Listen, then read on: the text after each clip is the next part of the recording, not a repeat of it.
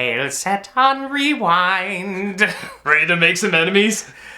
Let's, you know what? We're burning this bridge. This movie sucked. It sucked. This movie fucking sucked. Everybody applauded at the end because they loved Jungle Book and Cinderella, and we thought that sucked. It sucked. It sucked. Emma Watson can't sing. The beats look like CG shit because it sucked. Okay. It sucked. It's a terrible movie. It's dumb and pointless. It is such shit. Just go and see the original classic. Knock knock. Who's there? This movie fucking sucked! It sucked. Boom! I don't think that's fair. I will be honest. What this movie did do for me is it did remind me of when I was a kid and I was 10 and I saw Beauty and the Beast and the awe and the wonder I had of seeing that for the first time, and it really made me want to go back to then. Yeah, I mean, not now, but then. I mean, it did that. It did give me a memory of being a kid again. I was like, man, it was really awesome back then. It sucks now, but it was awesome. Did you like the original Beauty and the Beast? Do you wish you could just erase those lines as well as the charm? This is the movie for you. You are going to love this. Do you want a near shot-by-shot remake of Beauty and the Beast? It's the same fucking storyboard! Only with more padding and less charm. Then there you go. Alright, let's do this, because we have to structure this a certain way. Let's first talk about the good things in this movie, because I can count them on one hand. I got a couple. Okay. Kevin fucking Kline. Great. Wonderful casting. Not only perfect casting, the first scene he has with Belle, I turned to Doug and I'm just like, I said, this is gonna be the best scene in the movie. It's not gonna get better than that, and it never did. Nope. Like, he has backstory, he has foreshadowing that they ruined, by the way, by actually showing it to you later. He's different from the movie. He's different from the original. The original was just a goof. This guy, you can see, is a little eccentric, but he's just an all-around awesome, nice guy, and I'm like, this makes sense. I could see this as Belle's father. I believe she has better chemistry with her frickin' father than she does with the Beast, which is messed up. No, okay, we'll get to her in a minute. Yeah. Two, I like LeFou. I thought he was legitimately funny. Okay. Here's my... I thought Josh Gad did a great job. Here's my problem with LeFou. Why are we calling him LeFou when he is clearly the smarter character? Like, in the original one, he literally was... LeFou. Like, he was the fool. He looked goofy. He sounded goofy. He was like, and I'm not saying you had to do that again, but I'm like, let's not call him LeFou. Rob, he's LeFou in love. And only LeFou's. And where's my gay moment? I was promised all sorts of perversions according to the state of Alabama. I'll say we got the Alabama version. Only bestiality is okay. You can fall in love with a hairy animal, they're okay with that. But if they're the same sex, you're going to hell. By the way, there's a scene where this guy gets cross-dressed and he likes it. People applauded. They loved it. I just want that theater to come in and say, you're going to hell! You're going to hell! And Trump is going to tweet me. He's going to spell my theater wrong, but he's going to tweet me for the great thing that I did. Okay, you know what? We've got enough garbage to talk about. Let's not bring human garbage into this. Okay. So that's good. But yeah, so for all the talk about, they share a gay moment, it's not. I mean, it clearly is there. If you're one of those people who's just like, it is my right. I must go see this movie to make a stand for LGBT. You got screwed. Yeah, because there is nothing in this. It is like there's more gay in Robin Hood. I've seen gayer. Yeah, there's more gay in Great Mouse Detective. There's more gay in Peter Pan with Smee. I've seen gayer things. I've seen gayer things in Lord of the Rings. Like, Lord of the Rings blows this out of the water. By the way, Alabama, if you showed Finding Dory, Robin Hood, Great Mouse Detective, any of those movies, you already showed a gay Disney film. Lion King. I mean, Simba. Simba has 3 daddies. Let's be honest. 2 daddies, I think. No, 3. He had Mufasa. Oh, that's right. Timon. I forgot about the real one. I just accepted them as the gay dads. So okay. So you if you were going to see that to do whatever it is you people all do, It's about where you get all up in arms and something because you wanted to make a statement and say, I'm for gay rights, you got hosed. Because there isn't jack shit in this movie. It's like 2 seconds. It's about as sexual as 50 Shades of Grey. Yeah, there you go. All right, third, the castle is gorgeous. I like this castle, and I like the colors. Okay, the interiors are pretty good. See, we're having more gay moments now than we're actually in the freaking movie. That is true. I thought the interior set design, the decor, if you will, of the Baroque period. If it ain't Baroque, don't fix it. I thought that was pretty good. The castle on the outside, it was a total crapshoot. There were some scenes I'm like, okay, that looks really cool and awesome. And other scenes I'm just like, that looks so freaking cheap. Yeah, like bad CGI. And then some scenes like the sun would be coming up and you'd get some color and I'd be like, oh, that looks and then others is like, here's your crappy blue filter that we're gonna throw over. And the connection that they have to the castle, where when a rose petal falls, a little bit of the castle falls, and they turn more into inanimate objects, which leads to a great scene at the end. That was one of the best. Yeah, I mean, that was the second best scene in the movie. Again, I mean, it goes dark. I count that with the castle. I count that with the castle. Okay. And then, oh shit, what was the last? Oh, some of the new songs I like. And they're most of it was filler for me. I mean, it's not needed, but they're nice and they're well done. Is there anything else? I can't. I'm trying to think. No. Let's do it. Emma Watson, good fuck. Oh my god, good fuck. That was painful. This is not quite Russell Crowe bad, but no, this isn't. It's the same teacher. It's at least the same teacher. This isn't Meryl Streep Mamma Mia bad. No, but we're halfway there. Yeah, it's just like the first 3 lines she sang. I remember we had our own gay moment because I just went like. I was like, and then Doug's like, oh my boss. Let's just fuck up, let's get through it. She was just terrible. Yeah, she would sing some lines and you could just hear the two of us. We were in the very back because we knew we were going to be those dicks. And like, we were in the very back, yeah, you could just hear us just go, oh. Okay, and on top of that, see, here's the thing, because, like, you know, there's plenty of actors in movies that can't sing, but they sing, and they get through it okay because they're really good. No, because they're really good actors, and they can either talk, sing it, or their personality is so good.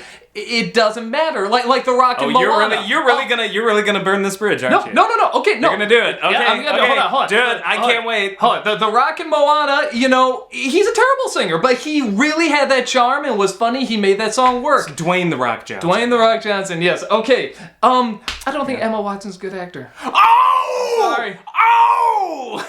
When has she been good? She hasn't. She was Hermione. Yeah, she was passable?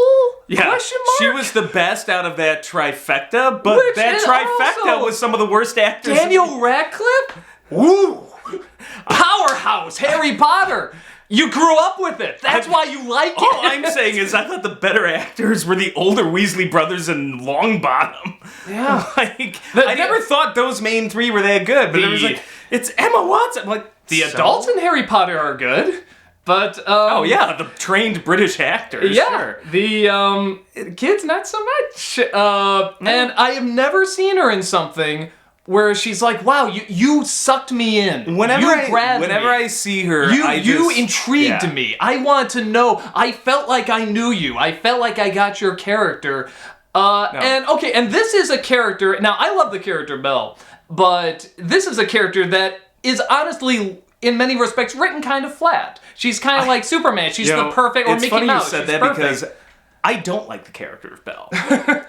I may now, because this was an example of how I'm just like, you know what the animators did in the original was really freaking good, because I'm thinking back, I'm like, you know, maybe she did have character, at least in the original one, because I'm looking at this performance look scene by scene, and you compare these two Belles, and the animators work their ass off. I'm realizing this, so that was a good thing this film did. No, because it showed me that the original film, actually, I'm like, maybe I was too harsh on that. That's what the Jungle Book did with me. I was like, wow, and I thought the Jungle Book, the anime one, was okay, but after I saw the live action piece of shit, I'm like, wow, maybe I really didn't give this as big a chance as I should have.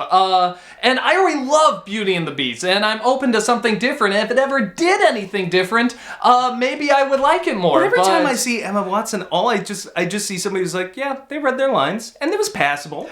everyone in this movie, nobody is doing anything because the motivation drives it, because this is what they want to do. They are reading lines because the first one did it, and we gotta do this. And then when they move things and they change things around that doesn't for no make it reason, better. it not only does it not make it better, but it has to make less sense. Okay, example, again, just this. Okay, this film really fucking makes me appreciate how much. It makes me appreciate that I appreciate animation, and I don't see it as just kid stuff. I'm like, wow, the effort, the time, frame by frame. Are you suggesting the original animated film that had no live-action humans in it had more emotion and passion in it than this? Yes. Oh, okay, cool. Yeah. Okay, and first scene where I knew they weren't gonna get it. They were not gonna get what made the film special and what made Belle special. First 2 frames for me, but keep going. Kind of. Oh, really? No. That early? Because okay. when she comes out, what color is she wearing? I don't know. What color is Belle always wearing? Oh, blue. Blue. Yeah. Who else in the anime movie wore blue? In the animated movie? Mm-hmm. Well, the Beast. Anyone else? Wait, Gaston was red. Nobody else wore I guess blue. not. That was done so that she stands out both visually and as a character. Half the people wear blue in this. Immediately. That whole opening song was blocked by But that's just immediately, again, this movie really took care in making her stand out and not necessarily flaunting it in your face because, you see her, she's reading, she's doing her own thing. This one, she's trying to give the looks, yeah, I don't know, that weird troll face that she does, that thing. And they're trying to shove it in your face, but again, she can't pull it off, and she doesn't have the good singing voice, and she doesn't have the charm that, a kid's film can have. She hits the right keys. That is the extent of it. It's called auto-tuning. Yeah. I'm like, that is her singing range is just, she can hit the right keys. Can she hold a note for any length of time? No. She basically doesn't. No, she sing-talks her way through the whole movie. And now the ultimate... No. I gotta get to this. Because this pissed my wife saw with us. And now she would be the target audience. She's like, I want to see this movie. She's like, I was... 6, she's 4 yeah, she's like, I was 6 years old when the original came out, and I just think it'd be so cool, and this is my childhood. She fucking hated it. And I love the anime. When it comes to adults seeing this, she's the target audience. Mm-hmm. So she didn't like it. But she does. But she pointed. Okay, no. She pointed this out.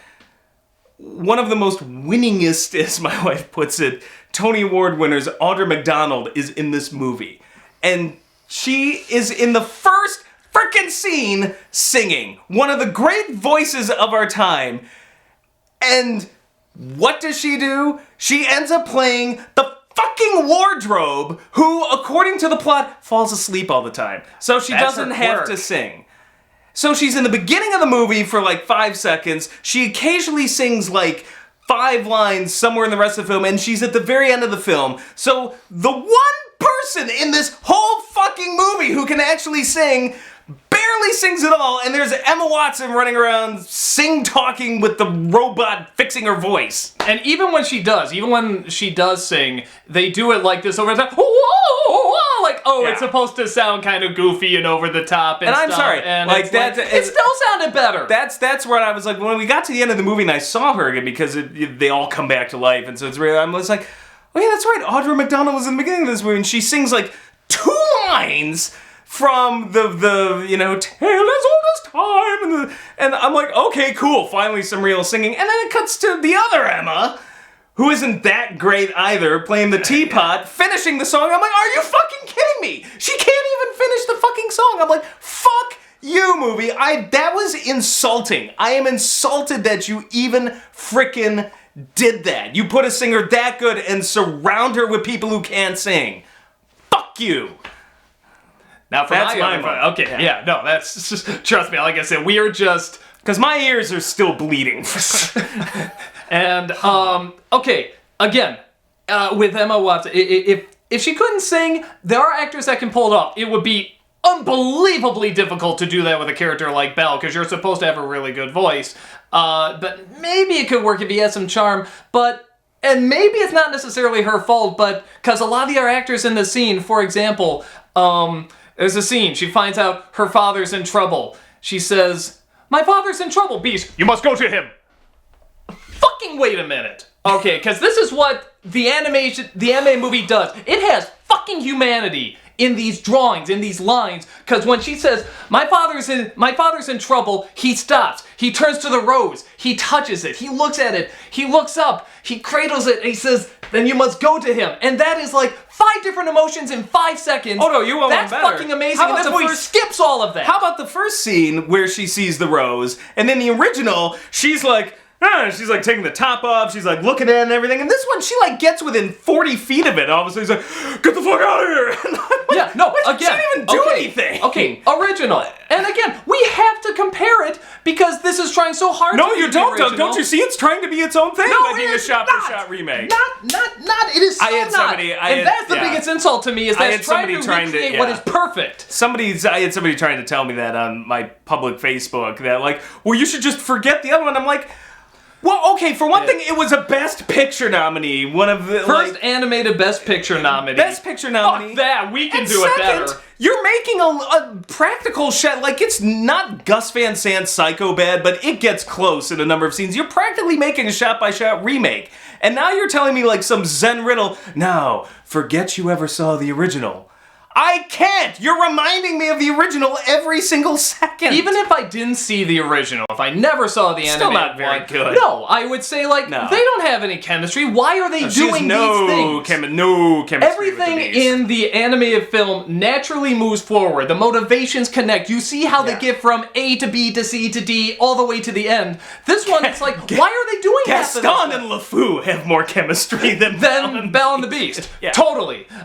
She has the only person she has any even close to chemistry with is her father, which is very strange. Like, I don't know what that says about the story, but we've got bestiality in this as well, so I don't know. Okay, and I mean, the opening, they're doing the backstory, which they show, and it's like, okay, be a little different, that's fine.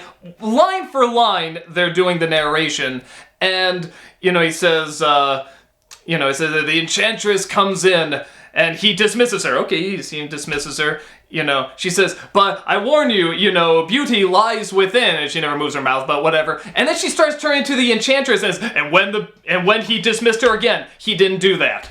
And then it's like, the prince tried to apologize. No, he didn't. And literally everything in this movie, half the stuff they're saying they're doing, and they're not doing it. Belle comes in when her father is captured by the Beast, and she's supposed to look down, see whatever, his walking stick or whatever it is, and, okay, a normal actor would look down, pick up the stick, look up like that, and move forward. This one. That's it! It's very paint by number is what I would say, which is ironic considering the animated film. Like, it's point and click. Yeah. You go here now. They go here now. You say this line. They say that line. You sing this song. Oh shit, were we playing the video game? It really feels like the goddamn video game. I feel even a goddamn video game would have more charm than this. Oh no, I've played video games that were way better than this. Yeah, no, I mean... and with more human emotion. So, oh, Christ. Just random things that they just skipped. Like, I turned to you, and I turned to my wife, and I'm like... Belle, watches her father get dragged away by the Beast, and don't hurt him. It's like, he's going to be fine, but you're going to be prisoner here or whatever. And it's like, okay, so that's the last we see the father for a while. The father eventually stumbles in, and they do that whole bit. We're like, oh, captured by a beast. I'm like, okay. Belle rides back at the end to save her father on the horse. I'm like, well, if she's got the horse, how the hell did he get home? The animated film actually showed you, and this one they just skip it. Like, I can do better than that. They make these characters so goddamn dumb that there's literally a scene in the anime one where he says, "What do you think, I'm an idiot?" Because the candle says, "Do you think maybe this girl would be the one to break the spell?" And he goes, "Of course I have. I'm not a fool." And in this one, he doesn't show her to the room. He doesn't take her out. The candlestick and the clock come in, take her, and say, "Oh, and stay out of the west ring." All this dialogue is supposed to belong to the Beast. They give to them, and then they remove a lot of the Beast's dialogue early on, so and I feel less of a connection with that character. And then they talk to the Beast later, and they're like, and he's like, "What, you gave her her own room? You're inviting her down to dinner?" It's like, well, maybe this could be the one to win her over. What? Oh, I don't know. The anime one pointed out what a fucking dumbass this is. I mean, it's like they're pointing out all these problems because the anime one was like, hey, you know what? We may be a kid's film, but we're going to really try and make something really good and really timeless and a good classic. There were other strange random, like they removed lines of dialogue from the Beast, but they're like, but it's okay because we're going to expand the Beast character, guys. Here's what we're going to do. Oh, fuck. Turns out, Christ. no. Guess who's got a tragic backstory? And it's totally pointless. And it's just, they deliver these, like, throwaway lines, like, well, it's our fault, dearie, you see, because his father abused him and we didn't stop it. I'm like, okay, I hope this goes somewhere. Well, we see in this song flashback him standing over his, like, mother's, like, deathbed. And then the father comes up behind the little prince-to-be beast and, like, turns him around and walks away. And I'm like, ooh, where is this going? Nowhere. You never see a single thing. I'm just like, what?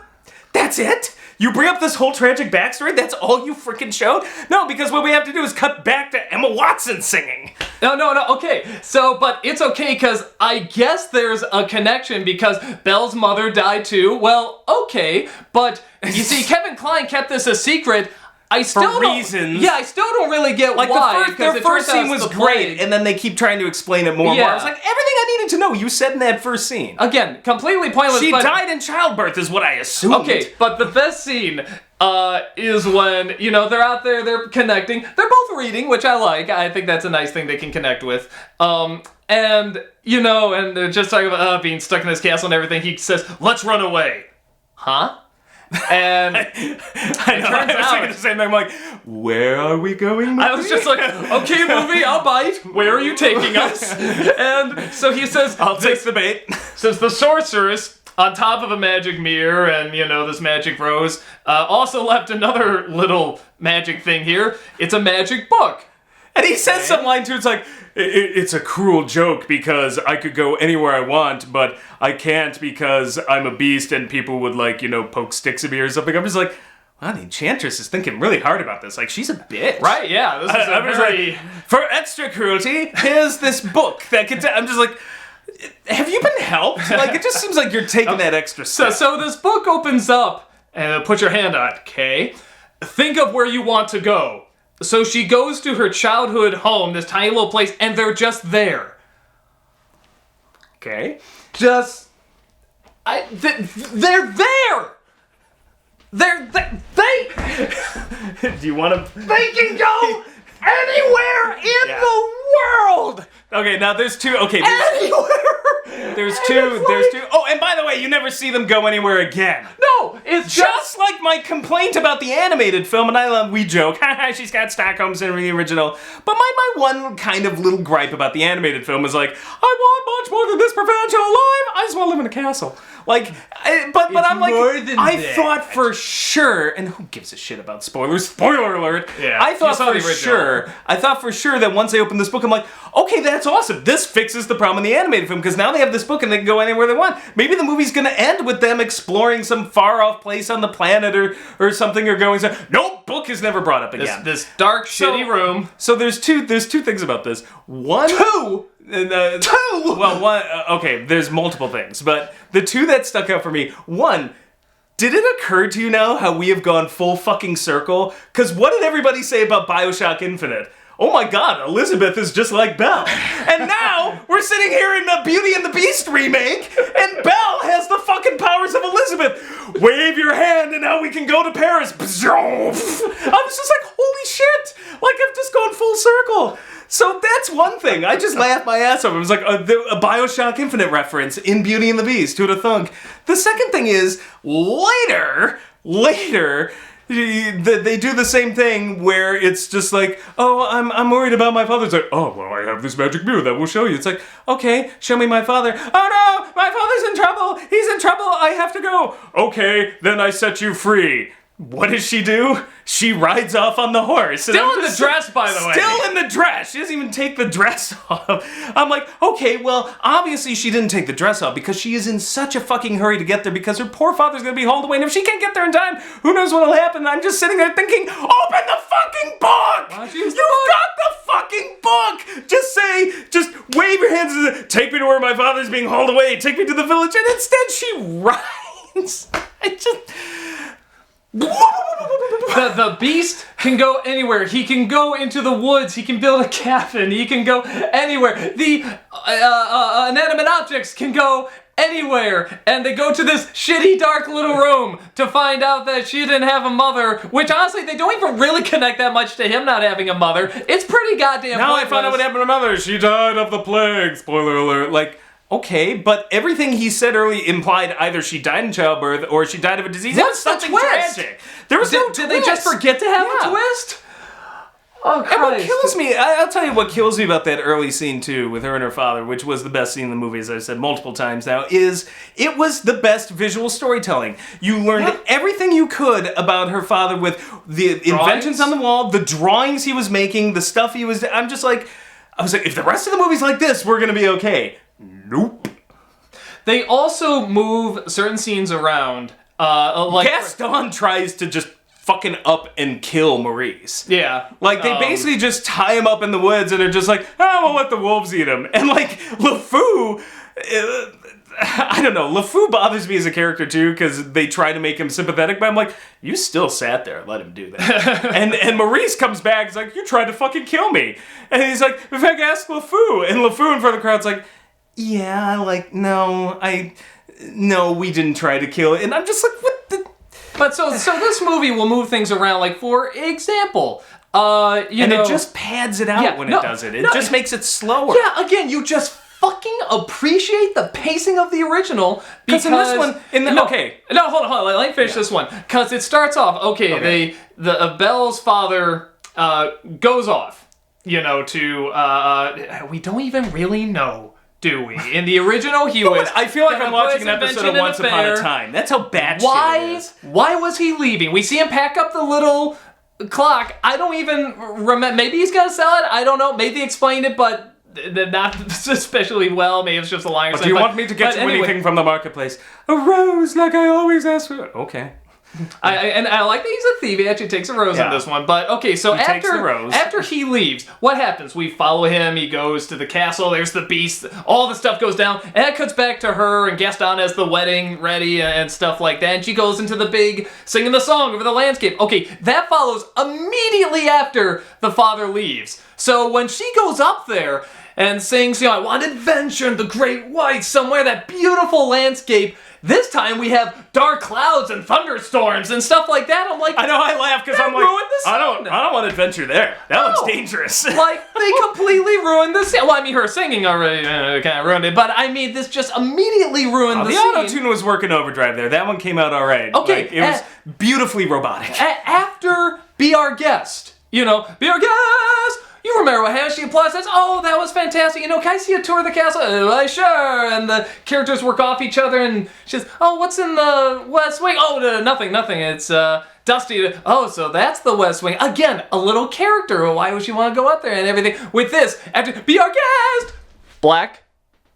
Yep. Why am I here? Why? And she's just walking, and you have, it was... Three or four times, it just cuts to black. But brilliant! Fucking inspired! The director, Mr. Chicago, which is another movie I didn't like all that much, it was so, like, you could just tell, it's like, I'm so proud of, we're gonna fade to black because it's that important. Like, boom! Like, and this is where the crowd will applaud. We had silence in ours. They did applaud at the end of the movie, and I was just like, oh. But... You remember how many times they cut to black in the original? I think it was once. It was after Maurice is taken away, and actually the door closes, so that signals the black. And then you see him peeking out of the bushes, like, that's like really clever. Sort of fades out in the darkness, it fades out through the bushes. It's really artistic and clever. They didn't have to do that, because you want to know what? It was really fucking well paced, and it felt very natural and very flowing. This one so doesn't. So the original one... they basically, Maurice runs in, just like, he's a beast, we'll help you out, old man, kick him out, and just, LeFou, I'm afraid I've been thinking, we're gonna make everybody think he's nuts. And then next time and then a quick scene, just like, so I'm gonna pay you to make you think he's nuts. Okay, and then at the end, when Belle comes back, because the father's just sick after trying to come back, like, he's like, we're gonna haul him away unless you marry me. Like, these were quick little scenes. This one, it's like, will you help me? And all of a sudden, Gaston's like, all right, I'll help you. And I'm like, okay, where are we going with this? I'm like, okay. Long-ass scene searching through the woods where he's like, I don't know, the magic must not be the same, and there's the tree, but it's like, and Gaston's like, I'm sick of this. And there's a few kind of funny bits with that, but goes on, I'm like, okay. And then Kevin Kline basically says, I'm never going to let you marry my daughter. And then Gaston punches him. Like, okay. And then they leave him tied to a tree in the middle of the woods for the wolves to get. I'm like, and then okay. And then this old woman who somehow is working in the bar comes and saves him, drags Kevin Kline back, helps nurse him back. Okay. Then Kevin Kline goes back to the bar and says, "You tried to kill me." Ken? Gaston? And Gaston's like, "No, I didn't." And LeFou's like, "No, I didn't."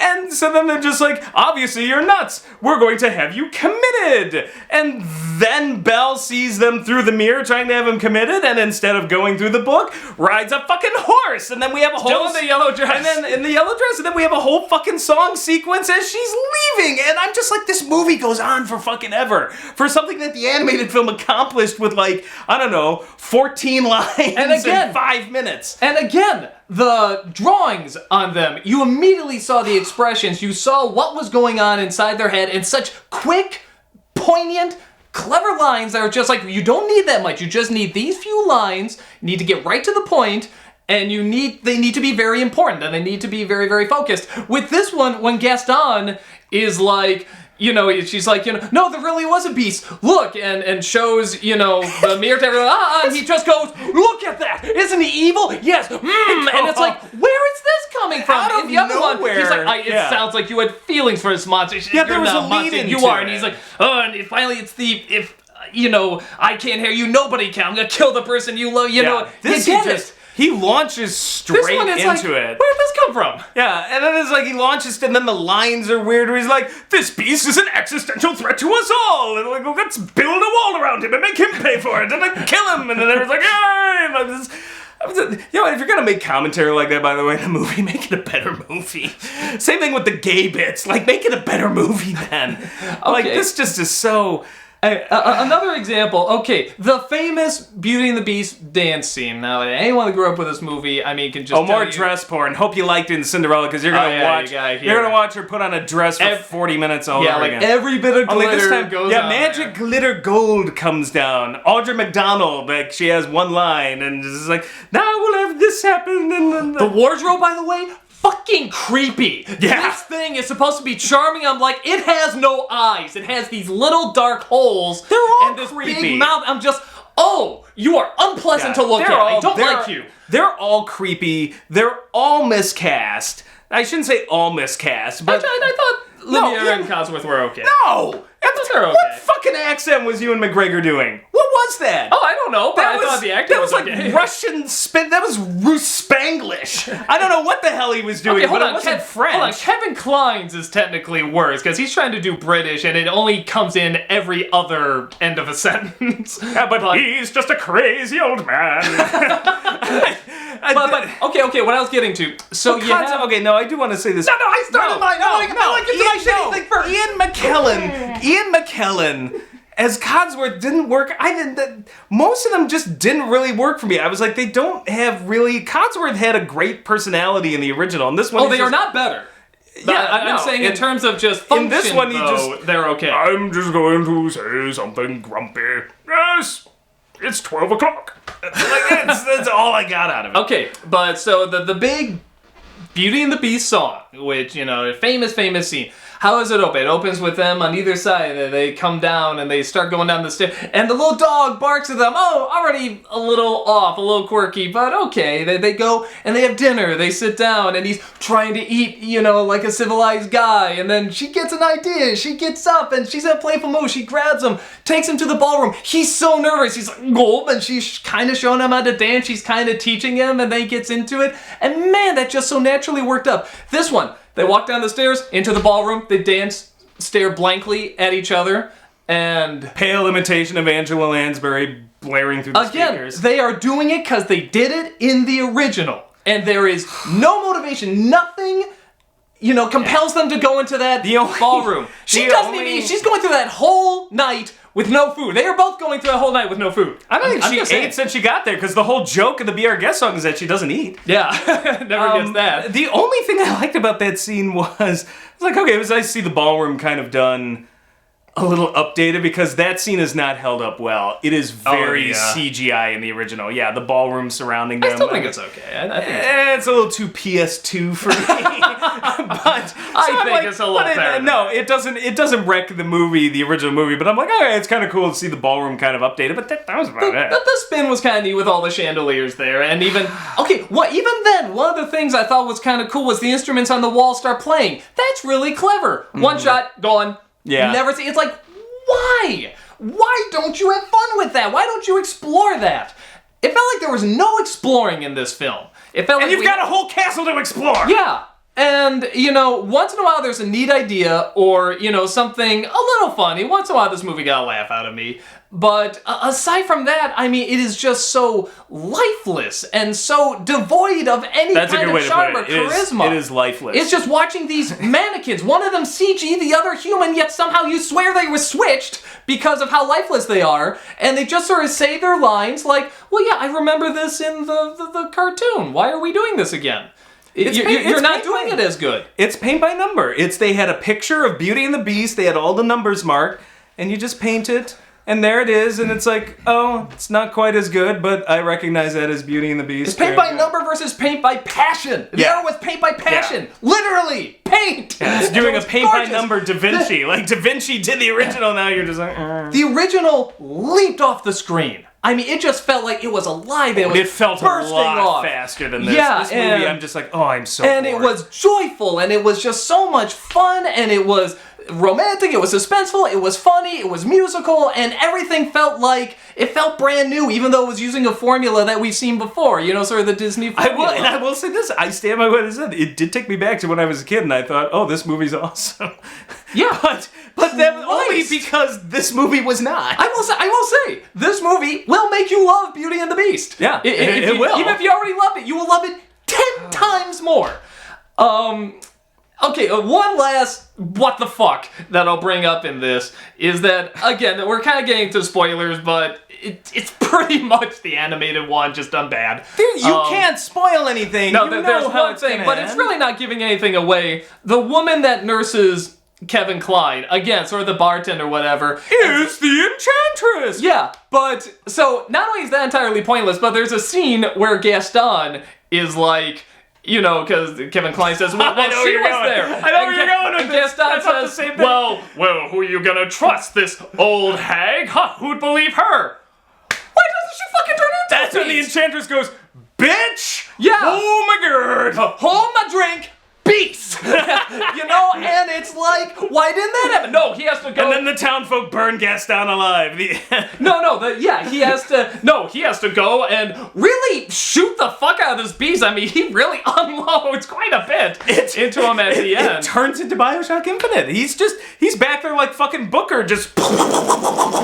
And then he falls off a cliff, not even bringing back any of the characters that he pissed off. I'm thinking LeFou's gonna have something to do with it, or the Enchantress. No, none of them I thought the gay scene that they kept talking about was LeFou was gonna be there at Gaston's body. I'm like, oh, good night, sweet prince. I thought he was gonna catch him and then let him drop or something. And then at the end with the my favorite though was you turned to me like after I was like, wait a second, like because near the end before the end credits ran, you were just like, if the Enchantress was right next to Gaston, and Gaston totally called him a hag and said no offense and everything, but maybe that was it. Maybe it was because he said no offense. Yeah. But call him a hag. Why did you turn there? And I turned to Doug and I'm like, well, he did die. And Doug's like, how convenient.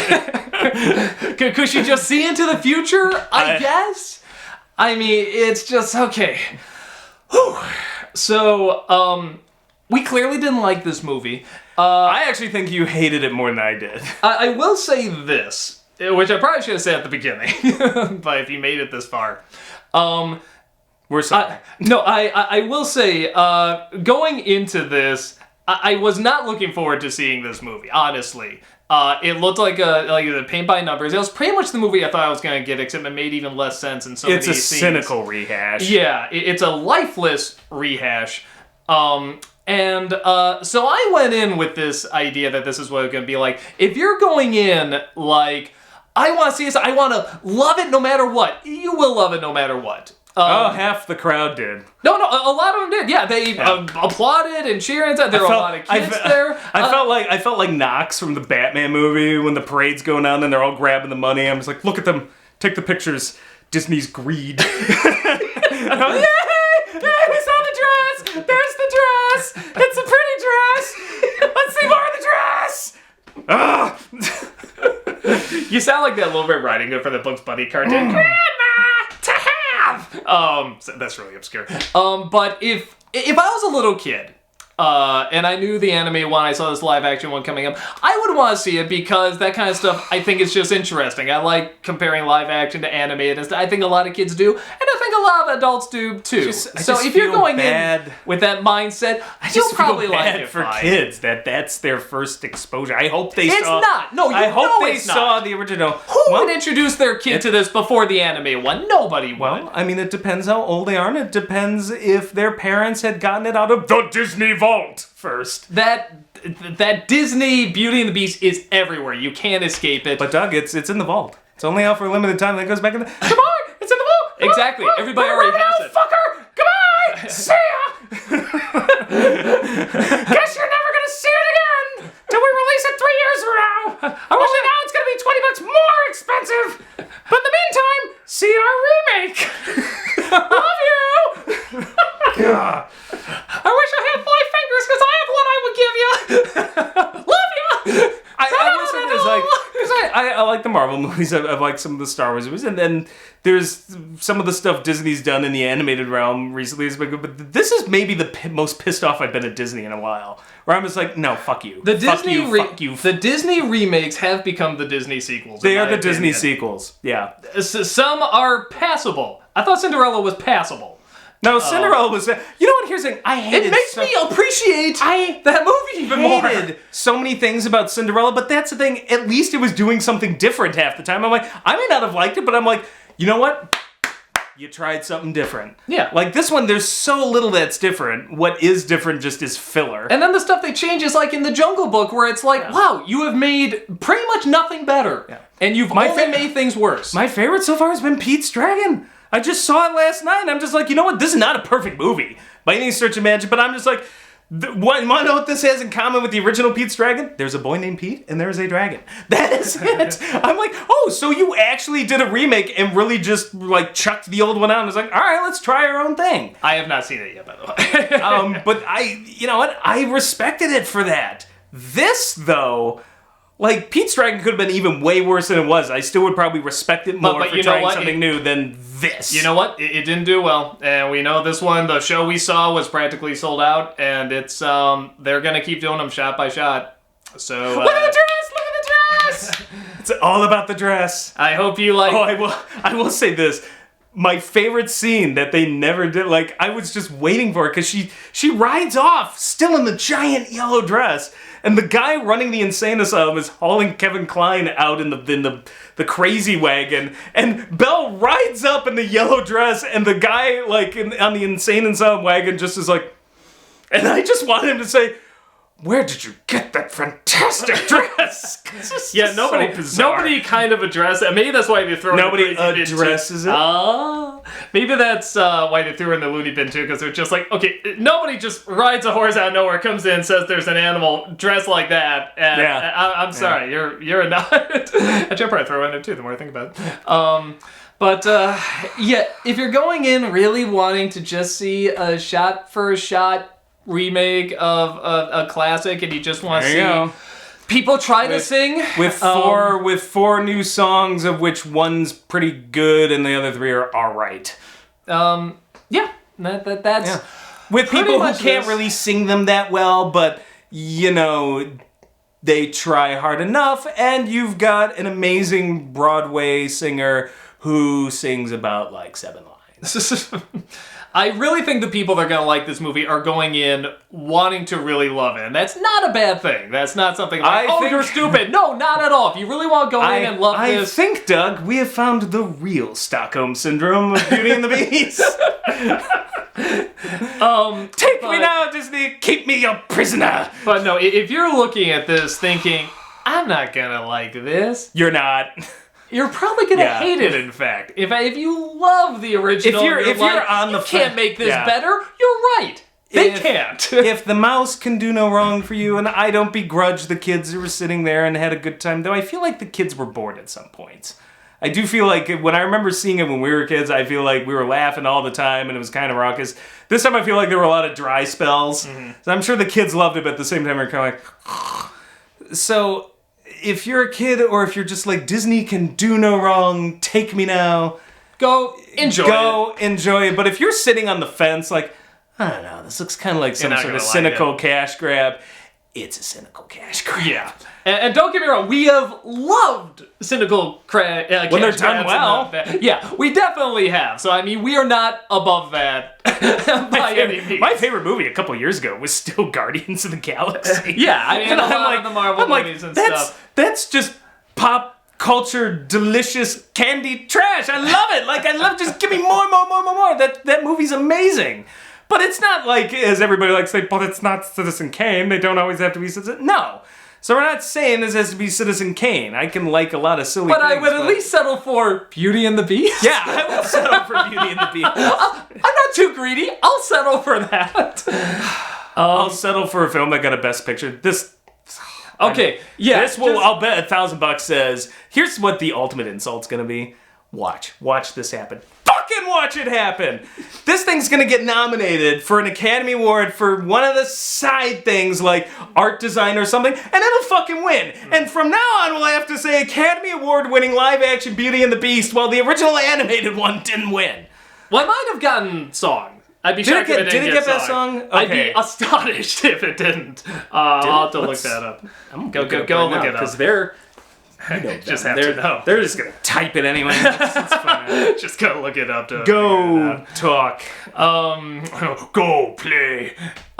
So yeah, pretty much what he said. If you feel like you're gonna love this movie and you just want to go, The Mouse Can Do No Wrong, you will, and good for you. Really, go enjoy it. You know, nothing less of you at all.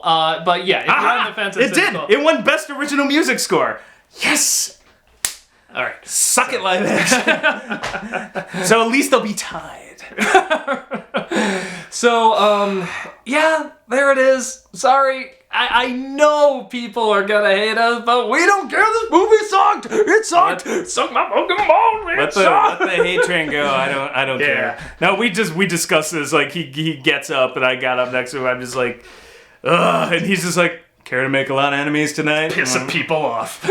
Let's do it. So we look forward to your hate mail. Bye.